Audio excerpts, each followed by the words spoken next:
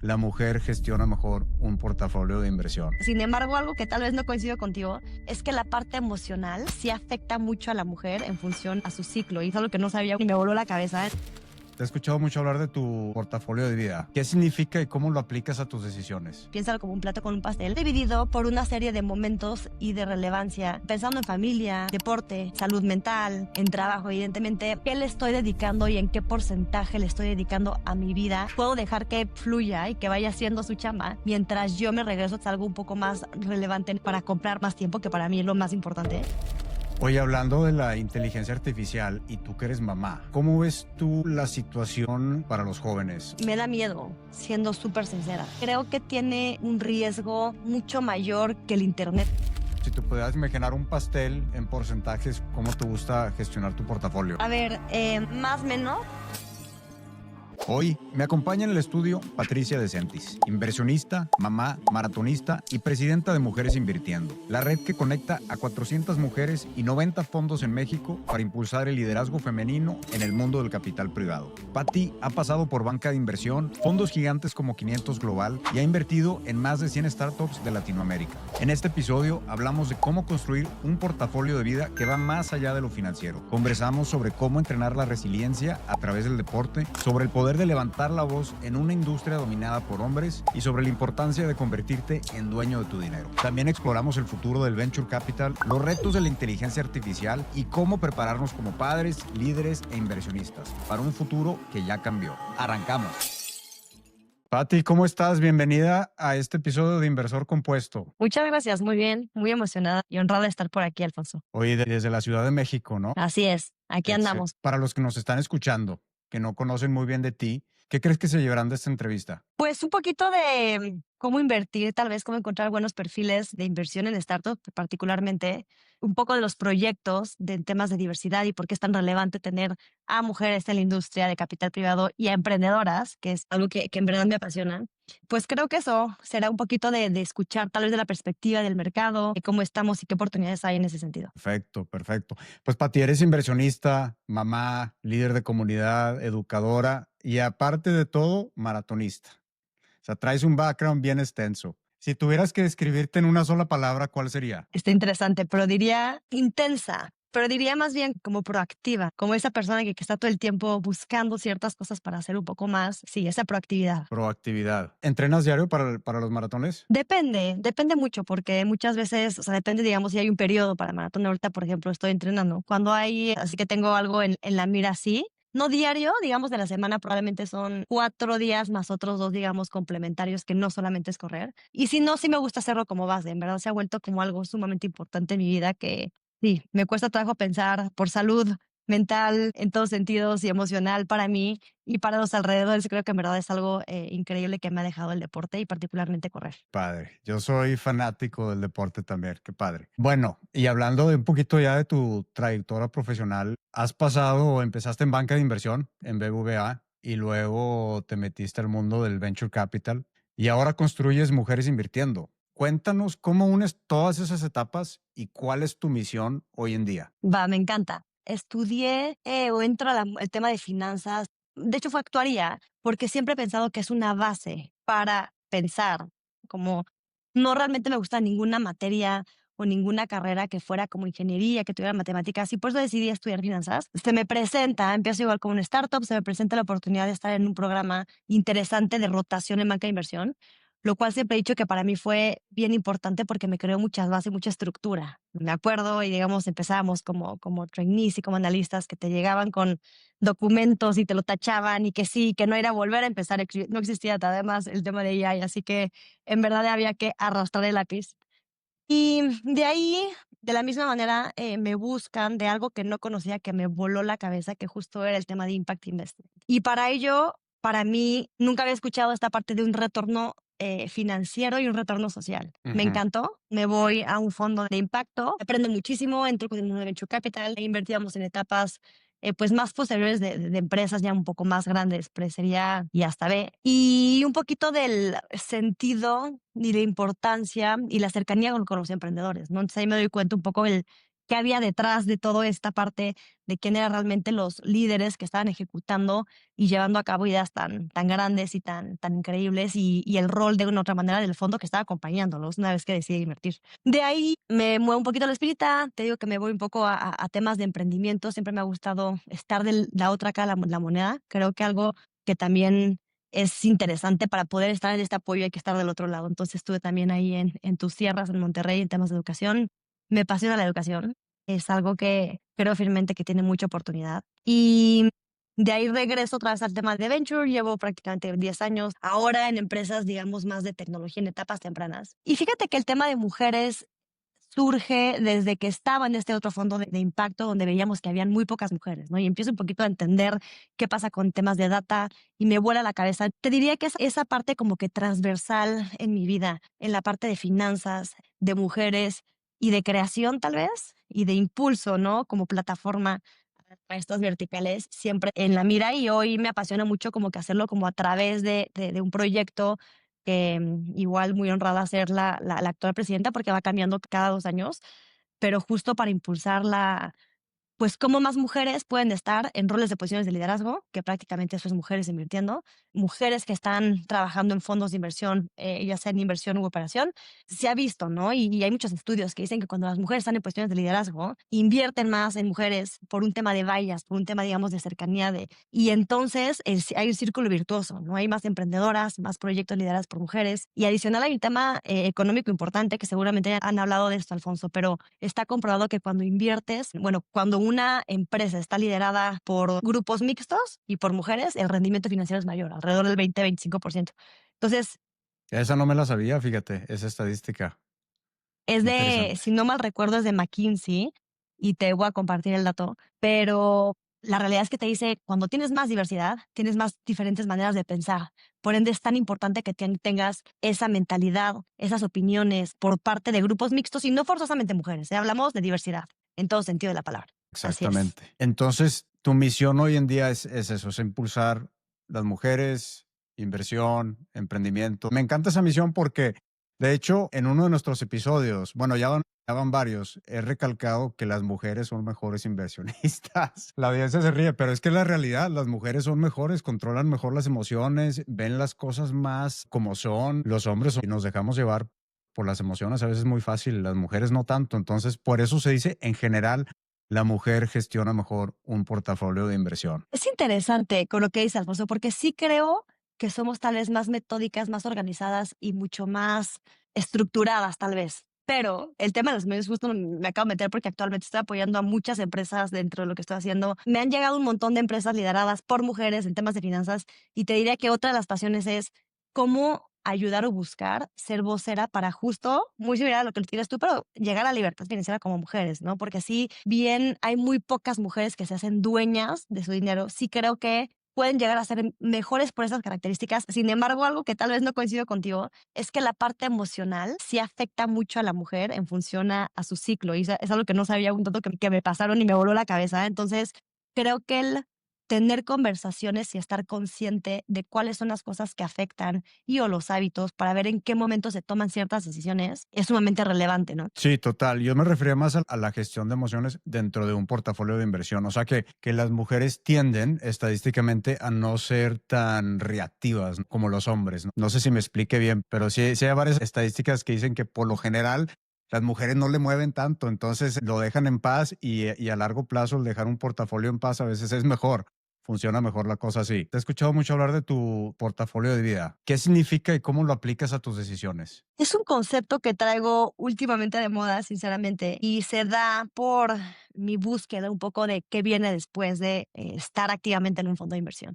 Y es un concepto de Christina Wallace, que habla de cómo tu vida deberías de verla, no como muchas veces llegamos a caer en la parte como más profesional de que el 100% de mis cosas son mi trabajo. No realmente pudieras ver a este concepto y a un plato, piénsalo como un plato con un pastel, en el que tu día está dividido por una serie de momentos y de relevancia, pensando en familia, en deporte, en salud mental, en trabajo, evidentemente, más otros proyectos que a ti te apasionan. Entonces, piensas en este concepto como qué le estoy dedicando y en qué porcentaje le estoy dedicando a mi vida en este pie, vuelve te da un propósito, tal vez un sentido o un mindset distinto, ¿no? Para saber qué porcentaje, es decir, si yo estoy apoyando de manera personal a un proyecto que me apasiona. Y es más, eso puede ser un tema de inversión, ¿no? También. O sea, si yo voy a invertir y voy a dedicar cierto tiempo, ¿cómo lo puedo ver en ese portafolio? Y que no tiene que ser estático, va a cambiar en función del tiempo. Entonces, ese es un concepto que ahorita me ha gustado mucho también por el momento en el que estoy, Alfonso, y en el que creo que otro concepto que también traigo es, con todo el tema de AI, pues finalmente hay mucha de la chamba que estamos haciendo en el día a día, que uno, nos estamos viendo mucho más productivos, y la segunda, pues que se están realmente haciendo solos o reemplazando. Es como que para mí es sumamente, ahorita traigo como que muy clavada esta idea de qué hacer más y estoy metiéndolo mucho a la parte de AI con agentes, etcétera, para decir, oye, esto que a mí me dedicaba mucho tiempo y en este concepto, digamos, por así decirlo, de Portfolio of Life, puedo dejar que fluya y que vaya haciendo su chamba mientras yo me regreso tal vez a algo un poco más relevante en este momento para comprar, por así decirlo, más tiempo, que para mí es lo más importante, mientras también puedes dedicarle a otros proyectos. Es algo que me ha resonado últimamente y que sí, lo traigo y es un libro de hecho que recomiendo, el de Portfolio of Life. Luego me pasas el autor para dejarlo en las notas del episodio, por favor. Te lo mando, Oye, seguro. hablando de la inteligencia artificial y tú que eres mamá, porque yo estoy con el mismo dilema porque yo tengo dos hijos, un niño y una niña. ¿Cómo ves tú la situación del futuro para los jóvenes? O sea, porque hay un miedo muy grande que cree mucha gente que, que la inteligencia artificial va a reemplazar todos los trabajos. ¿Cuál es tu opinión? A ver, como mamá me da miedo, siendo súper sincera.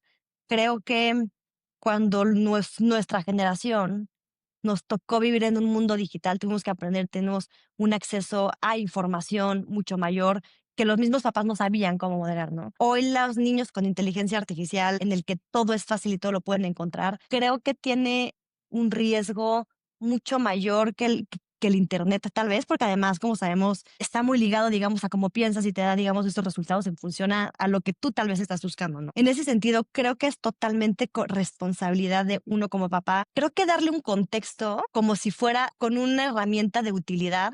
Y desde mi perspectiva, no es alejarlo, sino más bien cómo puede ser ese instrumento para poder crear pensamiento crítico, ¿no? En ese sentido. Entonces, Ujú. por ejemplo, otro de los libros que estoy leyendo, todavía no lo acabo, pero está sumamente interesante, es de Khan Academy, y te paso igual el nombre del libro, pero hablaba justo que como modelo de negocio le daba mucho miedo llegar y decir, oye, pues es que me va a matar ChatGPT y nos van a dar las respuestas. ¿Y qué pasa con todo el tema educativo? ¿No? A mí que me gusta mucho la parte de educación. Y Sí, bien interesante fue cómo lo meten dentro de toda su plataforma y están haciendo que los mejores tengan muchas mejores preguntas en lugar de las respuestas. Entonces, creo que por otra parte, si bien sí me da, creo que miedo tal vez el no saber hacia dónde se va, me emociona muchísimo poder utilizarlo, poder entenderlo y poder crear esta herramienta de soporte como para potenciar las habilidades que finalmente van a ser totalmente diferentes. O sea, lo que sí creo es que sí está cambiando el mundo en muchísimos sentidos desde la parte de educación. Yo no sé si eventualmente los mismos trabajos van a seguir igual, ¿no? Pero entonces, ¿cómo puedes tú ser pionero, subirte al juego para poder tener el control y utilizarlo entonces como esa herramienta más que como un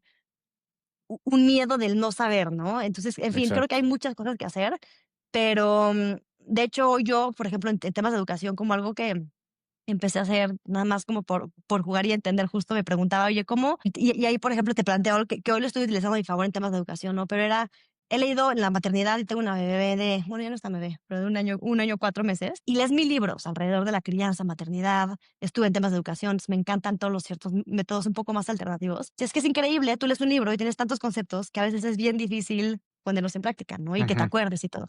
Entonces, jugando un poquito con la IA, lancé un coach de crianza con base en la personalidad del niño o bebé, digamos, que te va preguntando y en tu estilo de crianza, te va sugiriendo como que te da ciertas herramientas para enfrentarse a las decisiones, ¿no? Ya sean de juegos, de berrinches, como con un framework, una metodología basado en estos pilares que tú le has puesto. Entonces, en fin, son cosas que, por ejemplo, creo que para mí la gran pregunta es, wow, o sea, eso lo tengo, ¿cómo lo puedo crear como a nivel conexión? Pero no desconexión porque finalmente es un aparato, ¿no? No quiero tampoco. Entonces se Sí, vuelve una cosa bien interesante. pero ¿qué le dices a tus hijos? Es que ese es mi dilema personal, porque, a ver, yo como lo veo es, la inteligencia artificial está para quedarse, o sea, ya no se va a ir a ningún lado. Entonces, yo sí creo que muchos trabajos, muchas profesiones se van a reemplazar, o sea, dalo por hecho. Entonces yo estoy tratando de aconsejar a mis hijos, pues que estudiar, que en dónde meter esos esfuerzos y como yo lo veo, o sea, todavía no lo veo muy claro, la verdad, no sé a dónde va a llegar, como dices tú, yo también estoy de acuerdo con eso. Lo que sí creo es que es importante saber cómo incorporarlo a tu día con día, o sea, usarlo como herramienta y no quedarte atrás en lo que estés haciendo, no quedarte atrás. Uno de mis hijos le gusta la onda de la construcción, trabajar con sus manos. Le dije, oye, dale por ahí, porque seguro el IA, la inteligencia artificial no se va a meter a hacer casas o a la construcción, se va a meter a hacer planificación, a hacer planos, dibujos, budgets y todo eso, pero no lo veo construyendo una casa todavía. Entonces le dije, yo creo que esa es buena industria,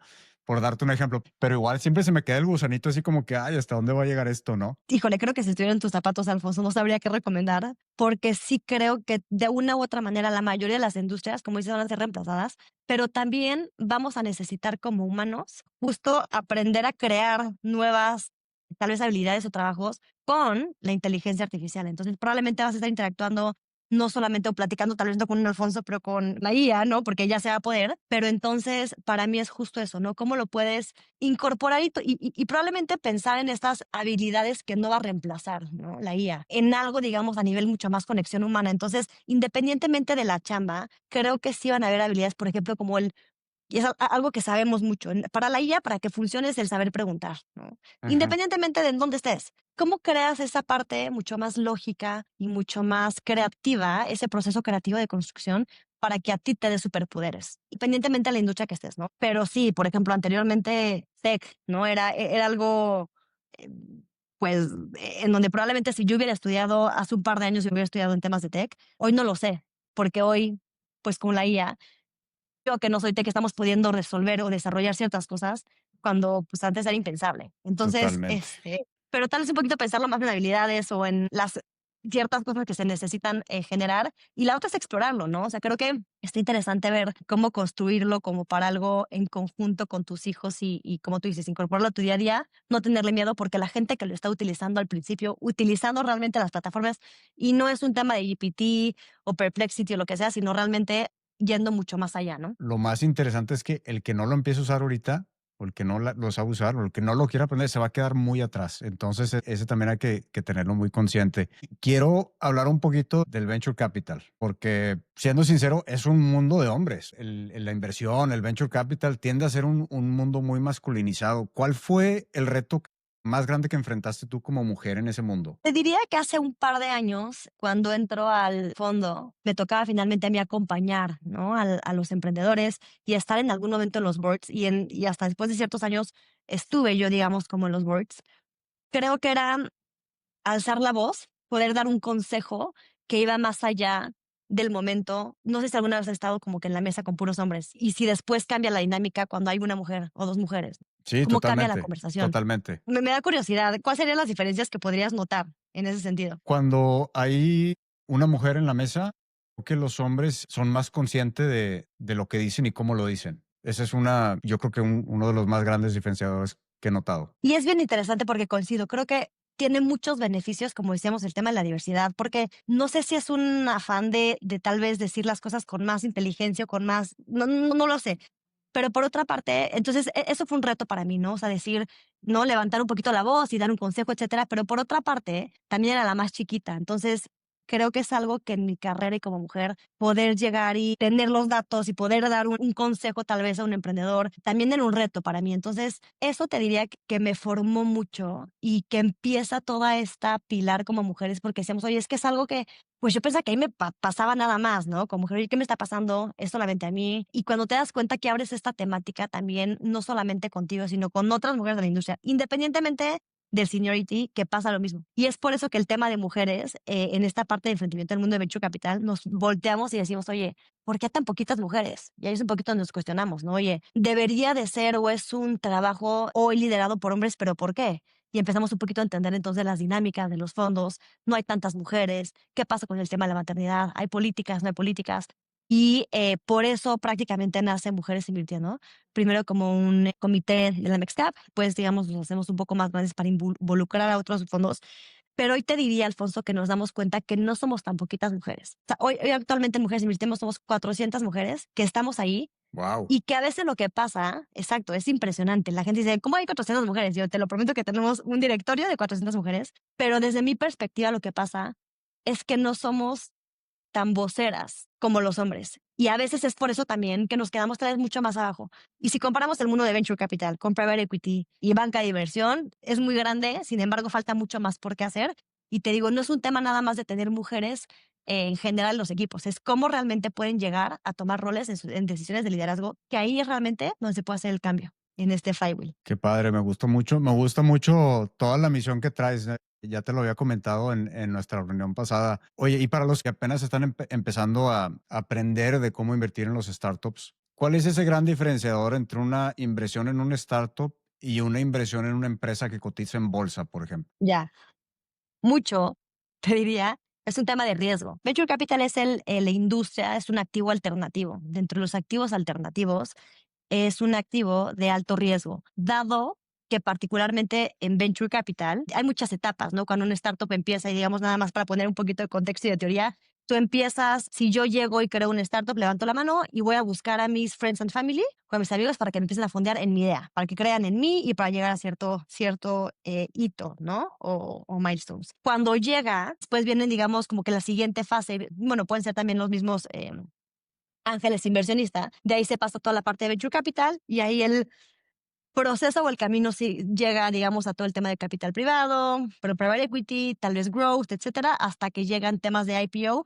y salen a la bolsa. En todo este camino, evidentemente, una empresa cuando empieza a construir algo, hay mucha incertidumbre. Porque hoy, o sea, y cuando se financia, digamos, empezando muy temprano, pues prácticamente es papel, ¿no? No hay tracción, no hay números, es una idea, es una apuesta Ujú. en el emprendedor más que nada. Esa es la gran diferencia. Entonces, te diría que platicaremos seguramente más adelante, pero dentro de el venture capital, lo que yo siempre recomiendo a amigos o a alguien que quiere ser un ángel inversionista es, tienes que considerar ese pequeño budget de dinero en el que puedes llegar a apostar, pero si lo pierdes no pasa nada, porque eso es venture capital. Te puede ir increíblemente mal o lo puedes perder todo. Empiezas desde este lugar para entender el riesgo con el posible upside, como sabemos, a mayor riesgo, mayor rendimiento, lo que puede llegar a ser. Básicamente es una apuesta a la idea y al equipo, ¿no? Al CEO o al equipo que está empezando a desarrollar esa idea en lo que se podrá convertir en un negocio. Todavía no tienes un negocio que analizar, no tienes números que ver, tienes ideas. Tienes ideas y pasan un montón de cosas en el camino. Y creo que la otra cosa bien importante que agregar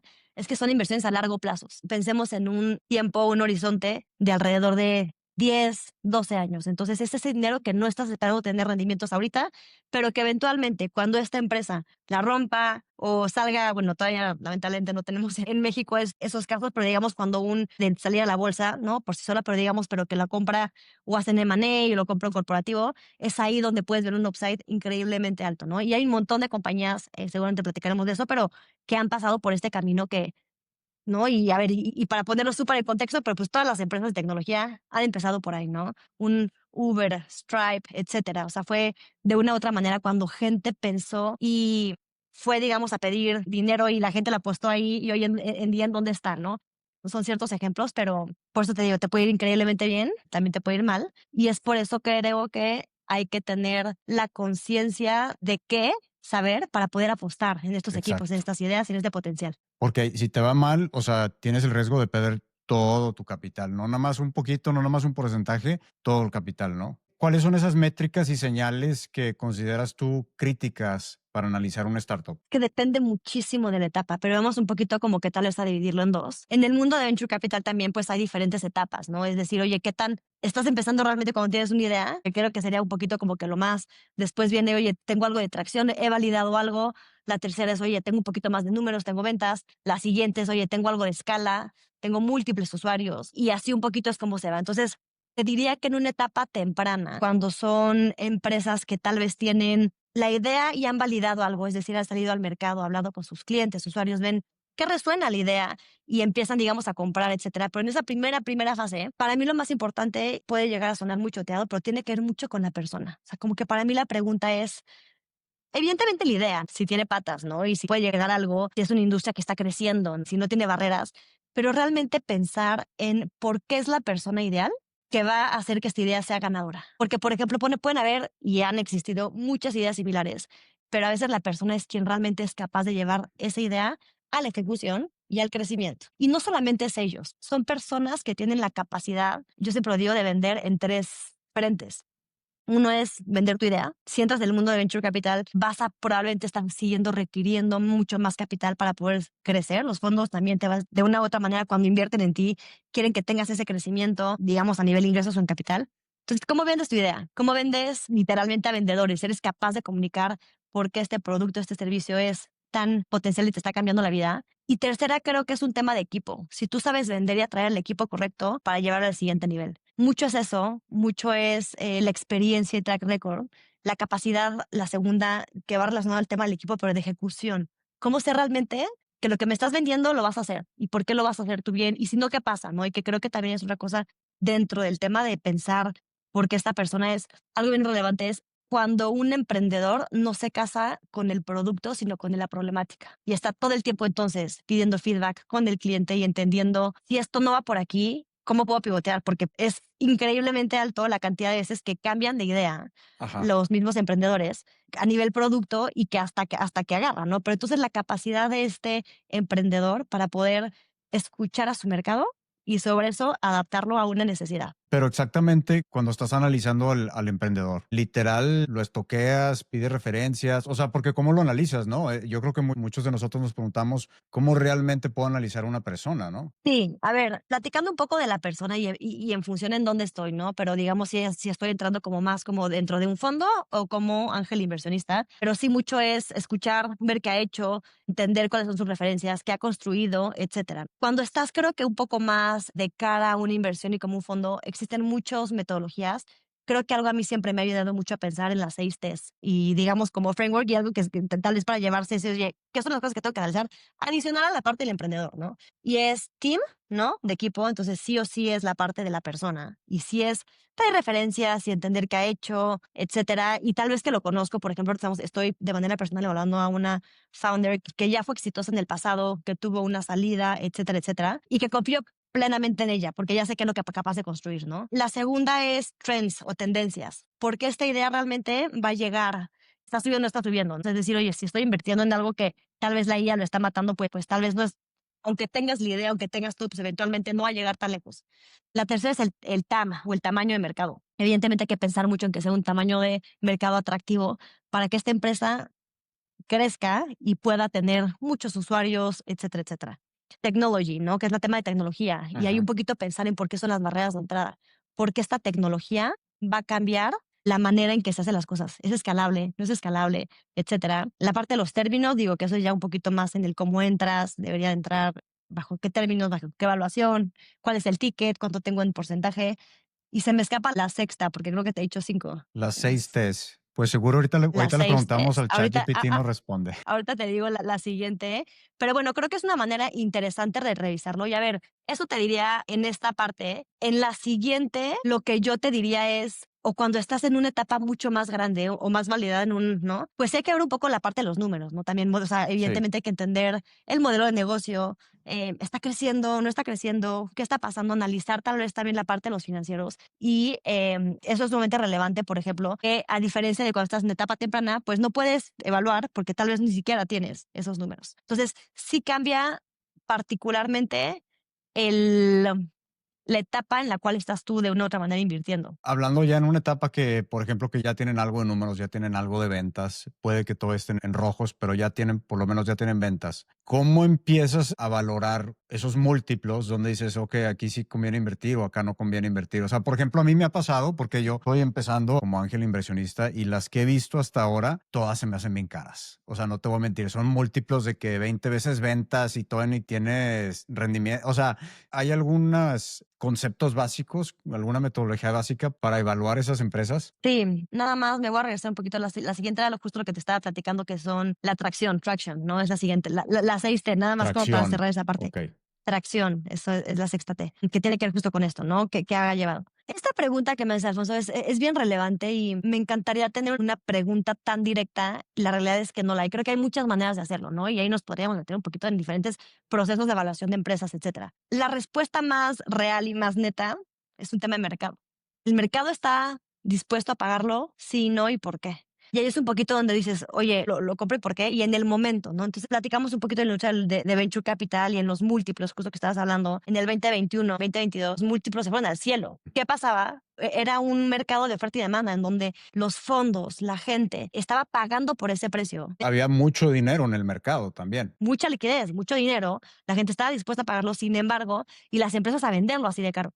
¿Qué pasa después? Son las grandes preguntas y las cosas que no siempre, lamentablemente, son las más a veces beneficiosas, digamos, por así decirlo, para los emprendedores, porque después, cuando llega un siguiente fondo a evaluar esa empresa, si tú la compraste altísimo y luego te das cuenta que a nivel mercado esos múltiplos no hacen sentido con el 20 veces ventas, la empresa y los inversionistas que metieron ese dinero en ese precio, pues son los que pierden. Pero platicando un poquito de las diferentes maneras de hacerlo, entonces te diría, uno es mercado, un poquito entender que hay. Creo que las ofertas que existen allá afuera pueden llegar a ser estándar. Por ejemplo, en etapas tempranas, ¿no? Justo en fondos, aceleradoras, ¿qué están pagando más o menos por el mercado? ¿En qué etapas? Una es esa. La segunda, sí te diría que es un tema de múltiplos. Entonces, sí hay maneras de revisar y de investigar qué múltiplo está en las fintechs en función a las veces ventas. Y eso significa, si yo estoy vendiendo tanto, multiplicado por qué número de veces ventas, es lo que debería de valer. Y sí hay una parte de una comparación, pero otra vez es un mercado y hay que un poquito entender si hace sentido o no hace sentido. Para etapas tempranas no funciona porque no, otra vez no hay números. Para etapas mucho más posteriores hay más análisis, como hacer discount cash, ¿no? Los descuentos, ¿no? Sí, del cash flow. Del cash flow, etcétera, ¿no? O sea, un poquito como para regresar al valor presente, etcétera, con ciertas tasas. Sí existen metodologías. La realidad, te diría que es un tema de mercado. ¿Y qué te hace sentido también o qué te hace sentido? Lo que tú bien dices, oye, es una empresa, muchas veces fundadores que han sido sumamente exitosos pueden levantar múltiplos mucho más grandes. Creo que en Exacto. ese sentido hay que un poquito evaluar y hay que pensar. Una manera de pensarlo es, si hoy tiene esas veces ventas, en una siguiente etapa, ¿cuánto tendría que vender para realmente valer eso? Y hacer un poquito, hacer la matemática y ver si con los números y haciendo tal vez algo de proyecciones dan o no dan esas matemáticas. Son ciertas maneras, digamos, como que de hacerlo, pero te diría, el mercado es el que dirige un poco eso. Y tú, digamos, que tanto sí o no estás dispuesto como y confías, ¿no? ¿Cuánto En estás esa dispuesto a evaluación. pagar? Y de entre, ya hablando de múltiplos de ventas, ¿cuál ha sido así el número más grande que has visto que alguien paga ya en términos de múltiplos? Si eres emprendedor, ya sabes lo difícil que es pasar de ser una marca más a ser la marca que todos recuerdan. Eso es lo que hace MP. Visibilidad real, medible y estratégica en más de 3,000 puntos del norte de México. Con 20 años de experiencia, saben exactamente cómo poner tu mensaje donde se vea. Muros, mupis, parabuses, pantallas digitales y hasta 3D. Tu producto ya es bueno, ahora es hora de que lo vea el mundo. Entra a mpweb.com, se escribe EMEPEWEB.com y lleva tu marca de local a la marca que todos recuerdan. Probablemente entre 15 tal vez, 15, 20, cierto momento he llegado a ver eso. 15, 20, 20 siendo ya de lo más alto. Probablemente sí, o sea, de pronto digamos que recuerde puede ser algo más o menos, te digo, en momentos históricos, pensándolo, digamos, tal vez tan cercano, pero no es la regla. Yo te diría otra vez, eso tal vez fueron outliers y algo relativamente cercano, pero normalmente los múltiplos no deberían de estar y no deberían de irse mucho más allá, ¿no? Mucho De más esos, arriba. del mercado, por así decirlo. De todas las inversiones que has visto o que has sido parte, ¿cuál ha sido la mejor historia de crecimiento que has visto?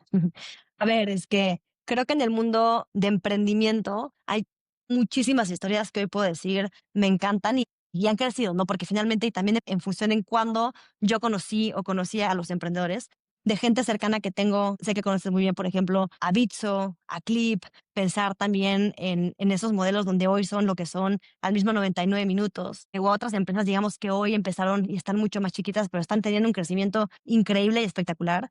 Te diría que hay muchos casos de éxito hoy en la TAM que son dignos de verse, de aplaudirse y de seguir apoyando y de ver un poco cómo van a buscar justo a darle esos retornos a los inversionistas que confiaron inicialmente en ellos, ¿no? Pero hay muchas historias ahí y no forzosamente tiene que ser un tema de crecimiento, pero también hay otras empresas, digamos, que a nivel personal me llaman mucho por el impacto y por lo que están resolviendo, que también creo firmemente en ellos, que tal vez no son tan grandes, pero también vale la pena, digamos, como que tenerlos en el radar, porque sí, por el impacto de que están dando y dejando. Oye, y alguien que quiere, por ejemplo, aprender un poquito más del tema y empezar a invertir o diversificar su portafolio con inversión en startups, ¿cómo recomiendas empezar? Porque realmente es un mundo, a veces se ve como un poquito inaccesible. Creo que hace falta muchísima educación, ¿no? En ese sentido, para justo y acercamiento. Te diría, o sea, de pronto pienso como en programas que están haciendo esta parte de venture. Por ejemplo, yo he sido mentora de Collective, literalmente en un bootcamp de Venture Capital, que es un poquito el aprender qué significa, cómo evaluarlo, justo el tema de las evaluaciones de mercado, como que nos metemos mucho en ese sentido. Y también muchos otros, sé que lo están haciendo, pues otras instituciones, digamos, como programas, ¿no? También hay otras como te diría comunidades que están empezando a hablar de ello y que están invitando a hacerlo. Una que me encanta, por ejemplo, es Cinde. No sé si, creo que ya te he platicado de ellas, pero bueno, son prácticamente son dos hermanas que están justo que se juntan y dado que los tickets normalmente para entrar en venture o en activos alternativos son muy grandes y tal vez no los tienes tal vez como a nivel individual, se juntan y hacen un instrumento en el que en conjunto van a invertir, ¿no? En Ok. ciertos fondos o compañías, etcétera, ¿no? Te diría que también mucho es escuchar y aprender casos de éxitos. Hay también varios podcasts que hablan en general de Venture Capital y de qué es, cómo evaluarlo, historias de ángeles inversionistas, ¿no? Igual hay un podcast interesante de ángeles de la TAM, igual Ajá. hay de un socio de 500 y otras comunidades más a nivel inversión están empezando a hablar un poquito más del tema de alternativos. Sin embargo, como sabemos, alternativo es todavía una derivada tal vez más allá para poder y saber qué invertir. Creo que todavía hay un mundo de cosas y de temas de educación financiera que nos hace falta el tema de accesibilidad y hay mucho por hacer, ¿no? Entonces, por ejemplo, este proyecto a mí me encanta porque al menos te da una chispita y dice, oye, ¿por dónde empiezo? Y es una manera, digamos, de entrar, ¿no? Perfecto. Y también me imagino que los fondos, ¿no? O sea, hacerte, si no quieres tú irte a cazar personalmente estas inversiones, pues más fácil invertir en un fondo que se dedique a eso, ¿no? Y ya te olvidas. Correcto. Y está comprobado, ¿no? O sea, finalmente es mucho menos riesgo invertir en un fondo porque el fondo tiene finalmente un equipo dedicado de inversión y un poquito para regresar al tema de Venture Capital. Pero una vez que tú inviertes en una compañía, tu responsabilidad como fondo es darle esos retornos a la gente que invirtió en ti, ¿no? O a tus Así es. LPs. Se le llama limited partner. Entonces, un fondo, además de que tiene a gente experta para analizar, evaluar a compañías, también tiene muchas veces un equipo que ahí es un poco de portfolio management o de platform, que el objetivo es ayudar a la empresa a ser exitosa.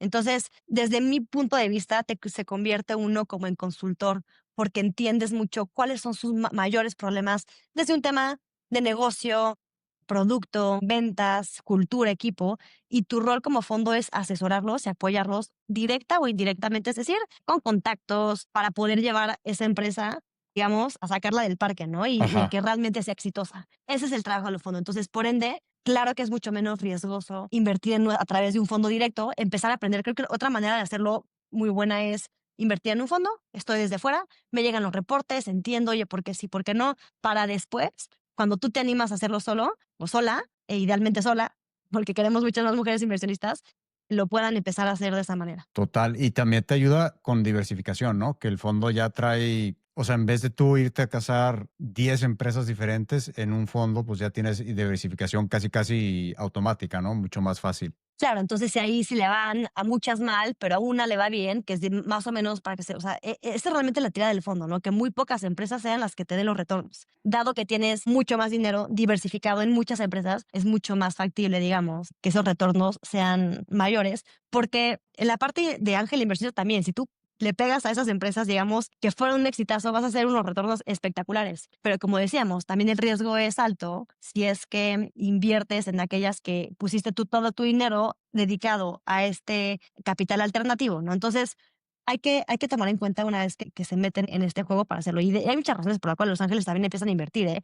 Y a veces son montos chiquitos en rondas justo de Friends and Family, que también a veces es, oye, yo quiero apostar, quiero un poquito entrar, porque yo sé que le puedo dar valor agregado a este emprendedor y quiero aprender de qué se trata este mundo y cómo funciona. Exacto. Ya cuando le pones carne al asador, ya todo cambia, ¿no? Oye, y hablando de fondos, ¿cuál es el fondo más fregón ahorita de Latinoamérica? Me estás poniendo un spot, Alfonso. O no sé, o sea, sí, o si nos quieres dar algo más de uno, no te estoy molestando, no que es el más fregón, pero alguien así que dices, oye, pues échale un ojo a este fondo, por ejemplo. Pues a ver, es que te diría que, o sea, te puedo platicar, digamos, de muchos fondos que creo yo que lo están haciendo increíble. Creo que algo importante también para tomar en cuenta es Y nada más como contexto, ¿no? O sea, no es que yo pueda a veces, muchas veces levantar la mano y decir, oye, quiero entrar en este fondo. Como que hay a veces un proceso y ciertos tickets, etcétera, Total. que vale la pena, pero sí les diría, échenle un ojo a sus portafolios porque tienen empresas bien interesantes y casos de éxito, pero pues podría hablar de Monashis, de Cometa,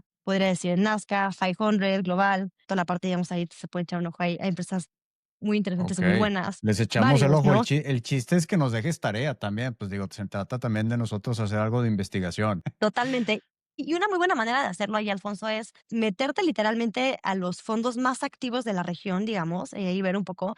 Y más que nada encontrar cuáles son las compañías que han invertido y por qué. Entonces, esa parte de analizar, oye, este está interesante, ¿por qué sí, por qué no? Y en qué invierte, ¿no? También en ese sentido hay muchas que tienen un sector o una tesis muy particular y otras que son, digamos, que no tienen tesis, son un poco mucho más agnósticos. También ahí está interesante entender el expertise versus el que lo hace mucho más generalista. Sí, total. Me gustó mucho lo que mencionaste de nada más por el hecho de recibir los newsletters de los fondos y ahí aprendes muchísimo, que es algo que yo hago demasiado y mucho también con, no tanto con las startups, sino más con temas de bolsa, pero así yo aprendo bastantísimo. Ya ves cómo el gestor del fondo está gestionando el capital, te está explicando las tesis de cada inversión. Ahí es una manera de aprender muy fácil y generalmente es gratis suscribirte a esas newsletters, ¿no? Entonces, esa es una muy buena recomendación que nos dejaste. Patti, cambiamos de tema. ¿Qué es esto de la libertad financiera? ¿Qué significa para ti? Para mí es cómo eventualmente el dinero trabaja para mí sin preocuparme realmente de estar generando para mis necesidades en mi futuro.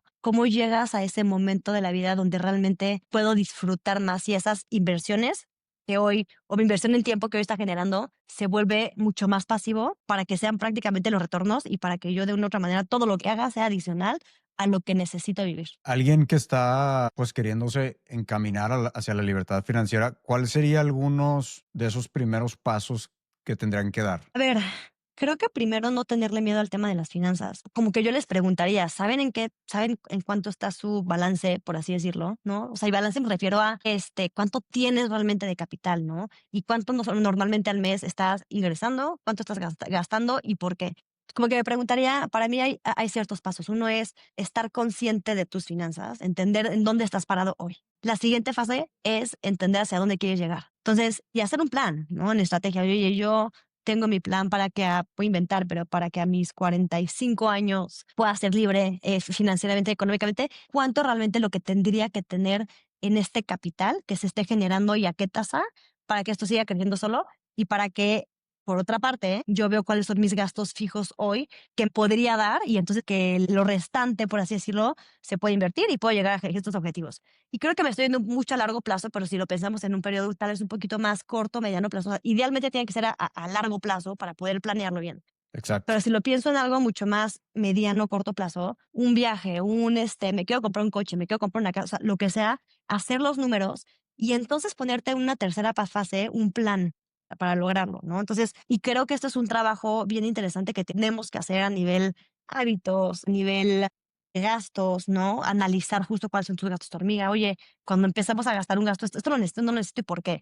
Hay una parte, creo, mucho más hacker, por decirlo así, o más psicológica, para poder hacerlo. Y tercera, una vez que tengas todo ese conocimiento, ese presupuesto, ese análisis, ese dinero, ese budget en el que puedas invertir, ahora sí, meterte, analizar cuáles son las siguientes opciones y hacer esa diversificación, ¿no?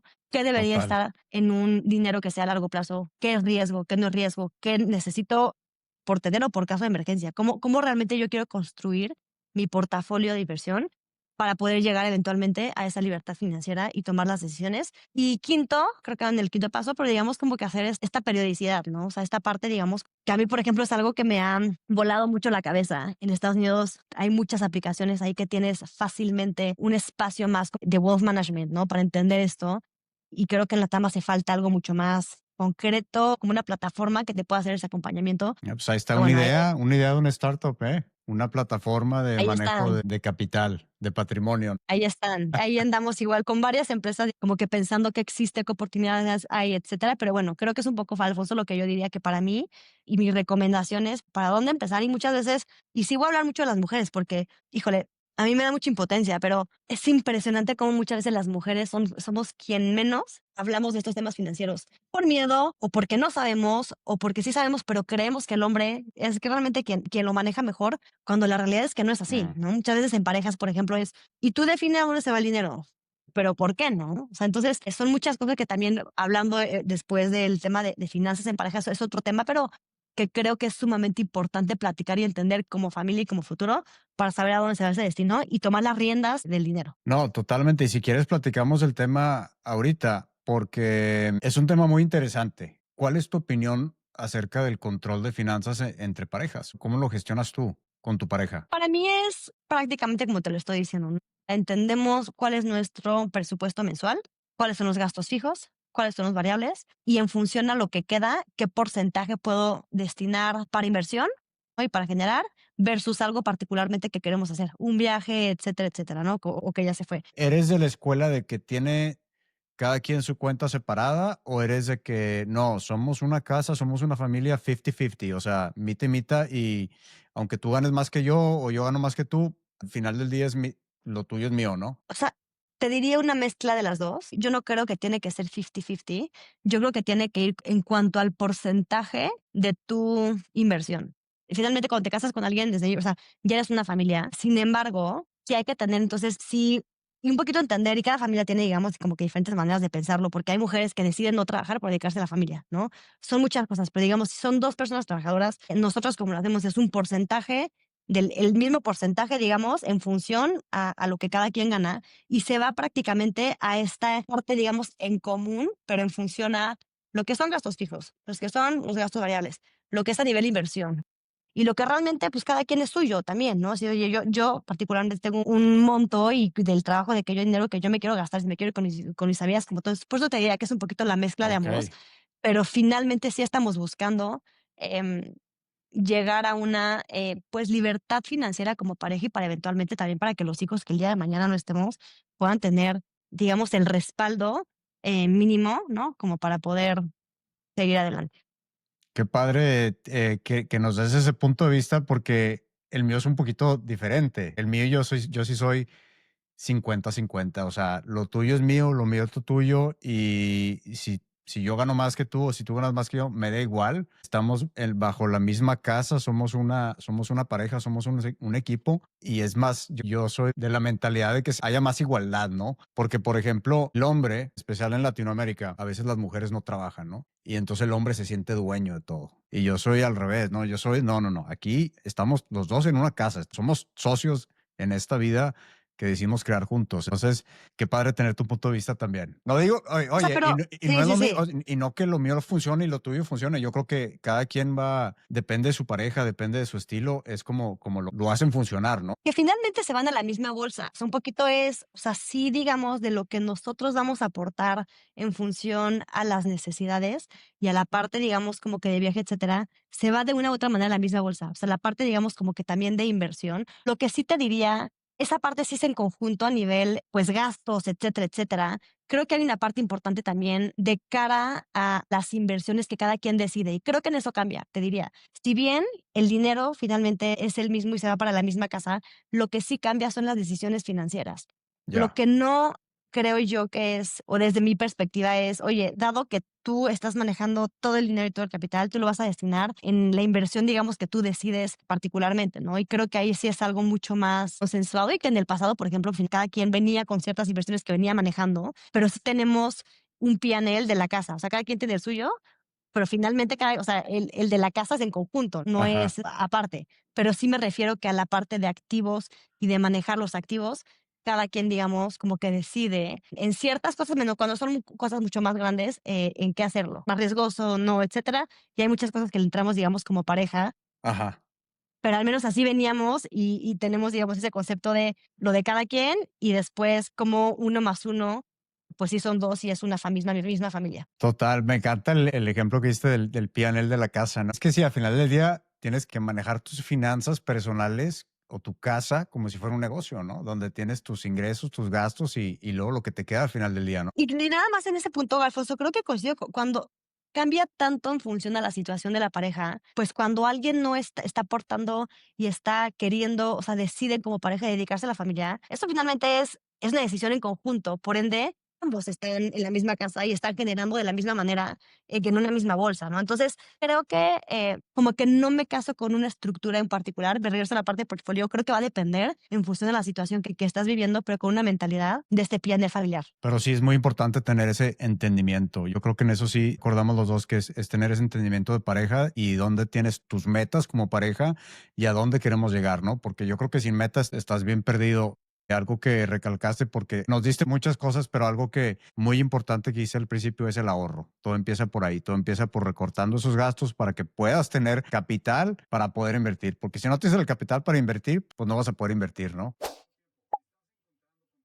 Tiempo, tiempo. Si estás encontrando contenido de valor, asegúrate de suscribirte a este canal para que no te pierdas de ningún episodio. No olvides de darnos 5 estrellitas y compartirlo con alguien que crees que le pueda servir. Así me ayudas a seguir divulgando esta educación financiera que tanto necesitamos. Gracias por acompañarme. Oye, Pati, Sigue y hablando disfrutando ya un de poquito este más episodio. de tu portafolio personal, ya estamos en la recta final de la entrevista, pero hablando de tu portafolio personal, ¿cómo lo tienes dividido? Si tú pudieras imaginar un pastel en porcentajes, ¿cómo te gusta gestionar tu portafolio? Más o menos, pero tengo un porcentaje alrededor tal vez no sé, me dan los números, del 30% en ciertas cosas o veintitantos, ¿no? 25%, ¿no? Que el dinero que necesito para corto plazo que me puede generar en algo mucho más seguro, ¿no? Entonces, ahí tengo un monto que yo de una u otra manera como que voy metiendo por cualquier necesidad. ¿Pero Tengo tipo otra parte CETES o alrededor qué? del 20, 25. Sí, y no lo tengo en CETES, lo tengo en algo que me da, no es riesgoso, pero un poquito más arriba de CETES, pero es, Ok. digamos, algo similar, ¿no? Otra parte importante, cuando cada vez como que se va cumpliendo, lo voy pasando a otra, por así decirlo, bolsita de un poco más de riesgo, pero es un tema de real estate que me está dando también, es relativamente seguro. Es un fondo más grande que me está dando un buen rendimiento, pero que está invertido, digamos, como en activos fijos y por las rentas, digamos, como que me va dando algo de dinero. Eso representa igual, probablemente ahí tal vez 30%. Tal vez tengo un otro 15% en activos alternativos y otro 15%, mucho más. No, ese puede ser que sea un poquito menos en temas de cripto, pero muy leve. La verdad es que yo no le meto tanto a la cripto, pero digamos como que sí para jugar. Y creo que habrá que platicar y entender en este panel. Pero bueno, digamos, a nivel de inversión activa es eso. Creo que otra cosa que yo particularmente considero dentro de mis activos son ciertas apuestas que he hecho a los fondos, por así decirlo, como por sweat equity, ¿no? O sea, por haber Ah, ya. estado, que es un poco tal vez el carry, que es un concepto eventualmente que eventualmente, pues tengo un porcentaje del fondo por haber trabajado ahí, etcétera, y un poquito entender en dónde está todo ese dinero. Pero más o menos es así yo lo veo, Alfonso. Y sí lo manejo mucho en corto plazo, largo plazo, y perdón, y nada más para el tema de divisas. También se me olvidó mencionarte, también es la parte que faltaba. En ese último 30% alrededor donde metí el tema de las criptos, sí tengo una parte no tan menor, como alrededor del 20% en bolsa, y Ok. en bolsa más gringa, ¿no? Entonces también hay un tema importante ahí en tema de divisas, que creo que es relevante. Y el mismo fondo de real estate lo tengo dividido, uno para México y el otro está en Estados Unidos. Órale. Entonces, en la bolsa de Estados Unidos, ¿qué tienes? ¿Un ETF, algo así? ¿O cómo le O haces? sea, literalmente me meto o sea, y creo que hay dos teorías, pero no le meto mucho, es al S&P, ¿no? Y ahí un poquito como que lo dejo medio corriendo. Sí. Ok, perfecto.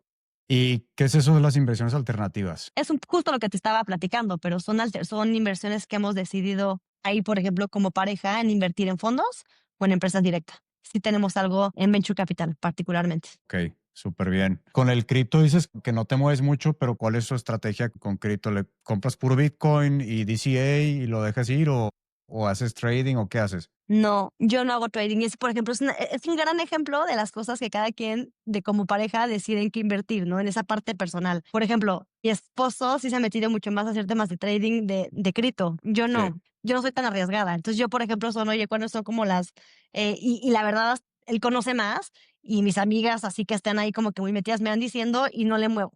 Para mí es un play mucho más de largo plazo. Ahí sí, para que veas, yo no lo meto tanto. Y ahí es bien interesante porque entonces, como pareja, se vuelve también un balance distinto en la manera de pensar. Por ejemplo, hay igual un dinero ahí que en su momento él estaba trayendo que no tenía ni idea, y a mí me pone mucho más nerviosa. ese tipo de cosas, pero bueno. Ok, ok, súper bien. Ya estamos al final, Pati. Hablamos de tantas cosas. ¿Tienes algún proyecto que quieras destacar, que nos quieras platicar? Sí, te platico un poco, Alfonso. Ahorita lo que cuando decido un poco ya cambiarme, digamos, como, no voy a decir cambiarme de industria, pero en este momento tal vez hacer o dejar un piecito fuera de estando dentro de un fondo. He visto una gran oportunidad. Platicamos ahí del valor agregado y de los fondos que tienen que hacen para acompañar a las compañías para ser exitosas. Siempre he creído que en México y en Latam hay muchísimas compañías con mucho potencial y modelos de negocios espectaculares que ya tienen productos, servicios o lo que se le llama el product market fit, que no fueron financiadas por Venture Capital y no van a ser financiadas porque por ahí no va, digamos, su nacimiento y está bien. Pero después de estos 10 años, digamos, como de estar en el mundo de Venture Capital y aprender tanto, yo siempre digo que te vuelves como consultora porque estás mano a mano en los emprendedores y entiendes de muchos modelos de negocio, en dónde están los retos, qué les duele, qué no los duele y cómo apoyarlos para resolverlo. Estoy empezando a crear un proyecto personal que es un poco más como Chief Strategy Officer, como fractional, ¿no? A lo que le llamo es, yo quiero dar ese valor agregado a empresas mucho más tradicionales, medianas y grandes, o a fondos un poco más chiquitos que no tienen este concepto de plataforma o de portfolio, en el que creo en verdad que México tiene mucho potencial y en el que puede ser un apoyo sustancial en 3 áreas, como una es la parte de estrategia, la segunda temas de financiamiento y la tercera este mindset más de innovación slash AI, ¿no? Que si tú le metes dirección a una compañía que no se ha dado esa pausa para saber y para ir mucho más adelante, en la segunda un tema tal vez más de growth y la tercera algo de optimización con procesos, con AI, Ujú. etcétera, puede crecer muchísimo más y por ende tener un desarrollo e impacto económico mucho mayor. Entonces, es algo que me emociona, que sí creo que el mundo y la industria de venture capital va a cambiar. O sea, yo sí creo que está cambiando y están cambiando la manera de hacer las cosas. Y hoy traigo una apuesta en estas empresas que se vuelve interesante cómo les das ese apoyo tal vez un poco más tech cuando no han tenido ese acercamiento. Qué padre, qué padre. Oye, para cerrar, si pudieras regresar al pasado y hablar con esa Pati de apenas 18 años, ¿qué consejo le darías? Pues le diría que no tuviera miedo y que no sobrepensara tanto las cosas y que dijera que sí a todo. Para mí, creo que algo que me daba muchas vueltas o mucho miedo, justo era lo que te decía, estar en un lugar donde es la respuesta correcta, es si no debería de ir o no, o sea, levantar la mano y atreverte a hacerlo y luchar por ello. Creo que es algo que sí, creo yo que sí lo he hecho, tal vez venía desde una parte un poco más de miedo y de incertidumbre para saber si eventualmente llegaba algo. Hoy le diría que se atreviera disfrutándolo mucho más de lo que llegaba a ser. Padre. Y si le pudieras dejar un mensaje al mundo en un idioma universal que todos pudiéramos entender, ¿cuál sería tu mensaje? Creo que es igual, levanta la mano o atrévete, ¿no? Di que sí, porque muchas veces por miedo o por no creer en un proyecto dejamos de hacer ciertas cosas y donde tal vez si no funciona no pasa nada, que es lo peor que puede pasar si emprendiste y fallaste, ¿no? Pero qué es lo mejor que puede pasar. Y en cosas tan personales como salir con alguien, como encontrar el amor de tu vida, ¿no? En esa salida, como, en fin, es ese tipo de cosas que van con tu corazonada y que no por miedo no dejes de hacerlo. Creo que es lo que yo les diría. Atrévanse a fracasar. Pati, me encantó toda la entrevista, aprendí muchísimo, seguimos aprendiendo de startups en el programa, seguro vamos a seguir hablando, ojalá que se repita. Para la gente que te quiere seguir la pista, ¿cómo te pueden encontrar? ¿Te manejas en redes? ¿Cómo son tus usernames? Sí, en LinkedIn estoy muy activa. Hablo mucho justo en temas de venture capital, emprendimiento, mucho de mujeres y de mamá, que también es una cosa que hoy traigo muy, pues pensando mucho justo en el tema de la libertad financiera, etcétera. Y en Instagram también como Patricia de Sentis, ahorita lo estoy manejando como más público. Tengo que hacer el mejor esfuerzo, lo prometo. Pero bueno, pero realmente en LinkedIn ahí me gusta mucho contestar y generar un par de temáticas divertidas y relevantes también en temas de finanzas. Perfecto, pues te buscamos en LinkedIn y vamos a dejar también los links a tus redes aquí en las notas del episodio, junto con todos los libros que nos recomendaste. Pati, muchísimas gracias por tu tiempo. Ya se está haciendo de noche ahí en México, ya va a ser hora de cenar, me imagino. Igualmente, me encantó, Alfonso, gracias y en verdad felicidades por este proyecto que es tan relevante para llegar a la libertad financiera que seguramente el público te lo agradece, ¿no? O sea, todo tu comunidad, pero felicidades por lo que estás haciendo. Muchas gracias por la invitación. Felicidades a ti, gracias a ti y nos vemos en la siguiente ocasión. El contenido de Inversor Compuesto es solo informativo y no constituye asesoramiento financiero, legal o de inversión. Toda inversión conlleva riesgos. Haz tu propia investigación y consulta con un profesional antes de tomar decisiones. Ni el anfitrión ni los invitados son responsables por las acciones derivadas de este contenido. Si encontraste contenido de valor en este episodio, no olvides seguir el podcast y compartirlo con alguien que sepas que le pueda funcionar. Este realmente es un proyecto de pasión para mí. Te agradecería muchísimo si me me ayudaras a divulgarlo. Esta conciencia financiera realmente la necesitamos todos. Este podcast es un espacio interactivo donde todos aprendemos. Te invito a que me dejes tus preguntas y comentarios acerca del episodio y en el siguiente episodio te las responderé. Soy tu host, Alfonso García. Muchas gracias por acompañarnos. Espero verte en el próximo episodio.